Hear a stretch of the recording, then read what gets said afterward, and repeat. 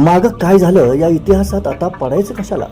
एक काय त्या मिसिंग लिंकचा इश्यू झाला तर अनेकांनी एम जी रोडपासून ते अनेक जुन्या विकास कामांशी तुलना करणाऱ्या पोस्टचा अक्षरशः पाऊस पाडला.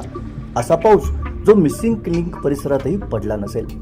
7,000 कोटींचं काम, त्यात ठेकेदारानं अमक्या अमक्या पक्षाला किती देणगी दिली, कोणी किती कोटींचा डल्ला मारला, या प्रश्नांना आता अर्थ तरी काय आहे. नुसत्या टेस्टिंगला जनतेचे 7,000 कोटी घालणारं दानशूर सरकार सध्या आपला महाराष्ट्र चालवतंय. जे टीका करतील त्यांना भाजपची कावीळ असेल हे त्रिकालबाधित सत्यच आहे. यशवंतराव चव्हाण यांच्यापासून ते आताच्या देवेंद्रजींपर्यंत या महाराष्ट्रानं अनेक मुख्यमंत्री पाहिले. प्रत्येकाचे विचार वेगळे, विकासाकडे बघण्याचा दृष्टिकोन वेगळा आणि कामाची पद्धतही. या घटनेनं हे पुन्हा एकदा अधोरेखित केलंय, कारण याच मिसिंग लिंकचा प्रोजेक्ट मुख्यमंत्री असताना पृथ्वीराज चव्हाण यांनी नाकारला होता.